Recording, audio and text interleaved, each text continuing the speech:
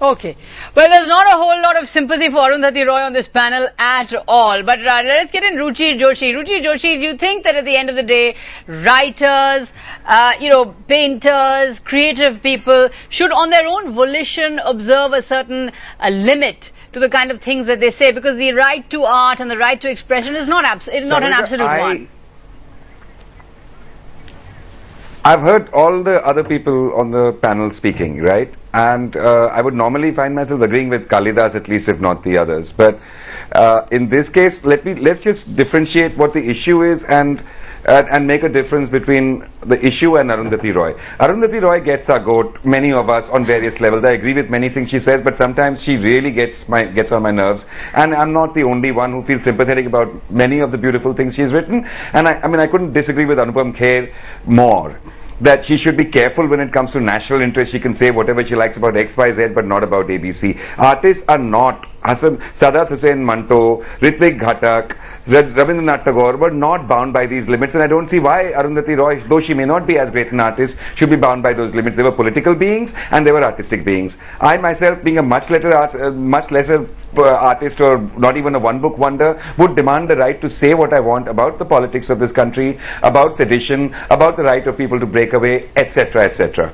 Okay, we cannot set these boundaries. We are becoming already, after the ban on Salman Rushdie's satanic verses and the most recent attack on Rohinton Mysteries, Such a Fine Balance by the Thakres, we are, between that bracket, we have become a nation of self-censoring cowards. As an artist, whether it's Anjali Ila Menon, whether it's M.F. Hussain, whether it's Anupam Kher, whether it's Nasiruddin Shah, whether it's Ruchir Joshi or Arundhati Roy, we have to show the courage and we have to be given the space and we have to take the space to say what we want. Against any god of any religion, that does not mean saying such and such community is bad. That's hate speech. But saying something about somebody's God is not hate speech. It is saying something about something that exists outside our power. So that God will take revenge. Let me get you in on this, Anjali. No human being should be able to do that. There is something. And if you say something about every country, in my country I can say that my country needs to have a different shape.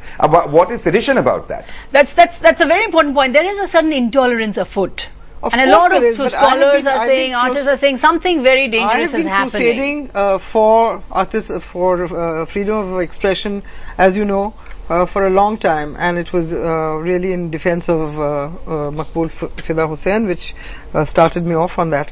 But as I said in the beginning, I don't think these things fall into the same category.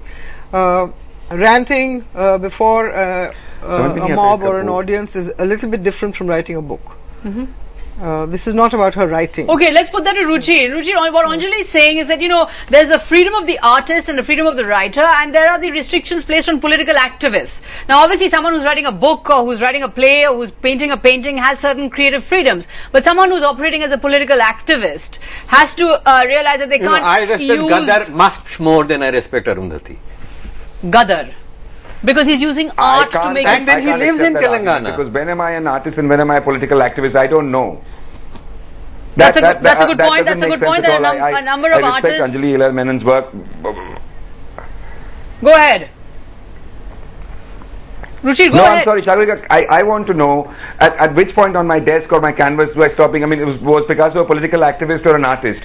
Please, let's talk about it. Yeah, give me a break. No, but there are a number of... that's a good point. There are a number of writers, so the list is endless. Amos Oz, Gabriel Garcia Marquez, and they were very politically engaged. I will agree with you that Indian society... to critique politics and to critique society, and that's an important freedom. I will agree with you that Indian society in general, in Indian media and perhaps parts of the Indian state are definitely getting nationalism, yes, and there is a certain national pride at stake. But the kinds of Arundhati argument is made. But the kind of argument that Arundhati spills is bound to make them more reactionary. What I see is caricaturing the liberal argument. Not only that, when Arundhati asks people to get onto the streets in Kashmir, I see more deaths. Okay, so she's actually boosting the right wing. But let's get Anupam Kher in. Shouldn't artists have, you yourself are an artist. Shouldn't they have a certain unique creative freedom in a society, because they'll say things and raise uncomfortable issues that others may not be free to raise? The unique freedom, of course, these are the very, very, very important words which intellectuals use. that don't writers have any feelings? I think we should ask the feelings of a soldier. We should ask the feeling of a mother who has lost her child in a terrorism. We should ask the feeling of millions of Kashmiris, Pandits who are living in horrible conditions in camps. I don't think the writers or the artists only have the feelings. It's a common man who has more important feelings. So let's not give this importance to this writers and actors and artists that they are only having this emotional feeling and upheaval and they only feel rightly about the situation around it. A man who has lost his son, a woman who has lost her husband, I think they are more important people. I don't care an artist having an expression of freedom of expression. Freedom of expression is for everybody else. Freedom of expression is not just for the artist. Well, I'm a great admirer of Arundhati Roy and have been of her immense talents. She's a great wordsmith, and I don't know whether she has used these words a little rashly in this case, and whether I think she's skating on thin ice. Okay, she's skating on thin ice, but you know, at the end of the day, I think what Ruchir is saying is important. We need to separate the fact that a number of us may be critical of Arundhati Roy, and yet we need to establish what she represents. She does represent perhaps a view that should not be charged with... both completely fascinated by her. Hello? Okay, go ahead. Very quickly. Go ahead, Ruchir. Sagarika, what I'm seeing here, the people who are attacking Arundhati and the people who are defending her, or no one particularly defending her on this panel, I don't stand by what she's been saying about the Maoists. She's up a creek on that. I don't stand by what she's saying about the jihadis in Kashmir.